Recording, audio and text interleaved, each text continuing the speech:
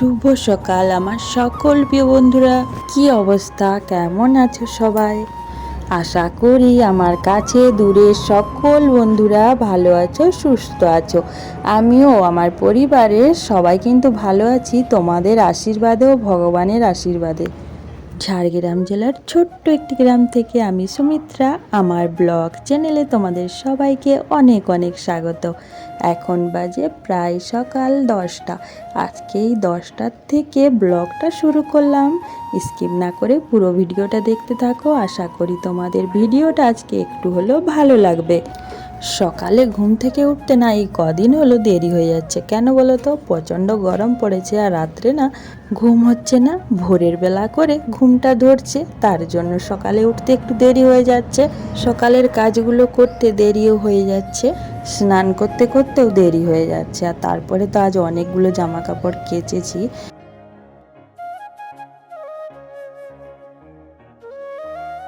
এখন প্রায় 11টা বেজে গেছে, সকাল থেকে কিছুই খাইনি।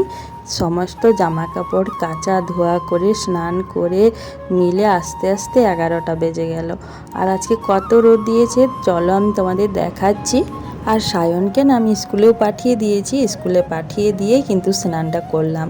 এই যে দেখো কত রোদ দিয়েছে, আর জামা কাপড় সমস্ত মিলে দিয়েছি। আজকের জামা কাপড় কিন্তু সব শুকনো হয়ে যাবে।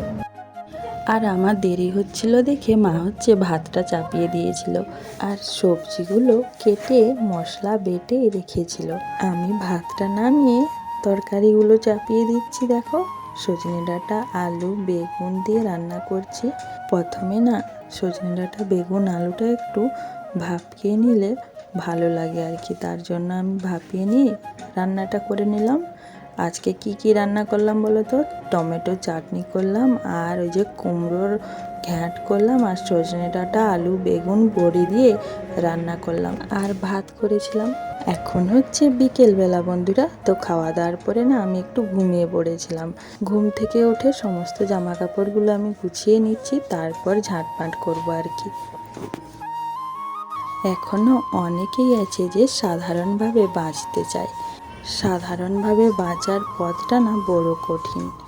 যে মানুষগুলো সাধারণভাবে বাঁচতে চায় তার আশেপাশের মানুষ, আত্মীয় স্বজন, সকল মানুষ না তার চলার রাস্তাটা পুরো কঠিন করে তোলে।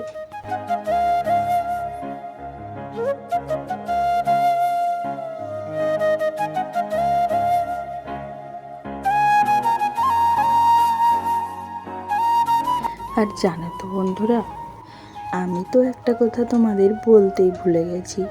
অনেক দিন হয়ে গেল গ্যাসটা না শেষ হয়ে গেছে, তাই আজকে রাত্রে করব মটর আলুর তরকারি। তার জন্য উনুনে মটর আলু সিদ্ধ করতে চাপিয়ে দিয়েছি।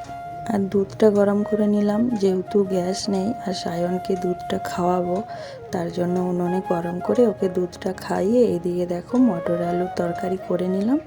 আর আজকে রাত্রে করছি লুচি, আমি বেলে দিচ্ছি লুচিগুলো আর মা ভেজে নিচ্ছে। আজকের ব্লগ ভিডিওটা আমি এখানে শেষ করলাম। ভালো লাগলে একটা লাইক করে কমেন্ট করে দাও, আর নতুন হয়ে থাকলে আমার চ্যানেলটা সাবস্ক্রাইব করে আমাকে বন্ধু করে নাও, বন্ধু করে আমার পাশে থেকো। দেখা হচ্ছে পরবর্তী ভিডিওতে। সবাই